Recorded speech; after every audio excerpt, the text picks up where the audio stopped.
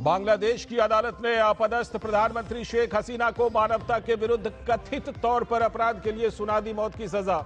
शेख हसीना और उनके परिवार ने पहले ही जताई थी नाइंसाफी की आशंका। शेख हसीना ने फैसले को बताया राजनीति से प्रेरित।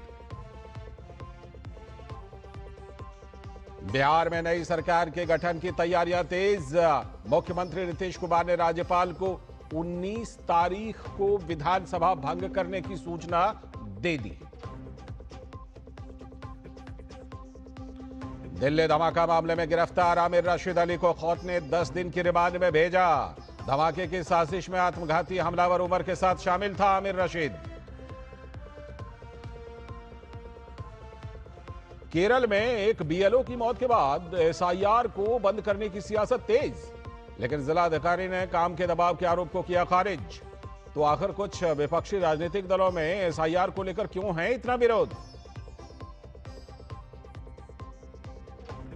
और सऊदी अरब में भीषण बस हादसा। मक्का से मदीना जा रही बस टैंकर से टकरा गई, 45 भारतीयों की मौत। उपराष्ट्रपति और पीएम मोदी ने हादसे पर जताया शोक।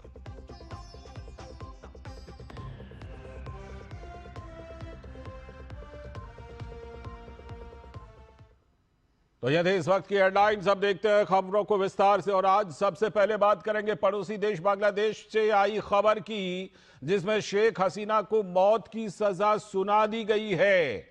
हालांकि शेख हसीना और उनके परिवार ने कहा कि यह राजनीति से प्रेरित है। बांग्लादेश की अपदस्थ प्रधानमंत्री शेख हसीना को अदालत ने मौत की सजा सुना दी। इससे पहले वहां पर जो अदालत आईसीटीबीडी यानी इंटरनेशनल क्राइम ट्रिब्यूनल बांग्लादेश, उसने मानवता के खिलाफ अपराध में दोषी करार दिया। लेकिन इस अदालत का नाम इंटरनेशनल है, बाकी ये बांग्लादेश की पूरी तरह से अदालत है। शेख हसीना ने पहले ही साफ तौर पर कह दिया था कि अदालत के ऊपर उनको भरोसा नहीं है। और शेख हसीना के परिवार के लोगों ने भी नाइंसाफी की आशंका जताई थी। उनकी आशंका सही साबित हुई का, क्योंकि मानवता विरोधी कथित अपराधों के सबसे बड़े और विवादित केस में यह फैसला सुना दिया गया। इस बीच बांग्लादेश में सड़कों पर सन्नाटा हुआ है। राजधानी ढाका में पुलिस को हिंसक प्रदर्शनकारियों पर गोली चलाने तक के आदेश दे दिए गए हैं। तो पाकिस्तान की कठपुतली जो यूनुस सरकार है, वहां के खिलाफ छात्रों का लगातार विरोध हो रहा है। यूनुस सरकार बांग्लादेश की जो है, उसे पाकिस्तान की कठपुतली सरकार माना जाता है। तो अदालत के फैसले से पहले बांग्लादेश के कई शहरों में प्रदर्शन और उत्पात भी हुए, क्योंकि आवामी लीग के लोग प्रदर्शन कर रहे हैं।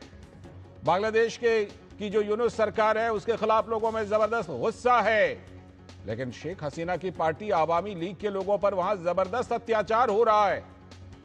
क्या कट्टरपंथियों की बांग्लादेश से आवामी लीग को खत्म करने की साजिश, और जिस तरह से वहां पर शेख हसीना की पार्टी को समाप्त किया जा रहा है।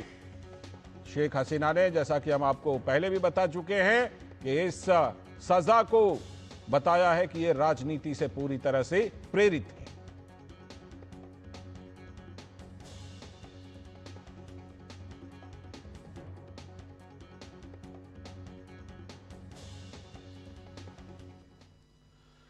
तो बांग्लादेश से यह बड़ी खबर आ रही है। और बांग्लादेश से जो यह खबर है, इसमें क्या कुछ अदालत ने अपने फैसले में कहा है, इसके बारे में और ज्यादा जानकारी से, और बांग्लादेश के हालात कैसे हैं, और ज्यादा जानकारी के लिए जुड़ते हैं अपने संवाददाता नवल सिंह परमार से, जो कि वहीं राजधानी ढाका में हमारे साथ ढाका से जुड़ रहे हैं।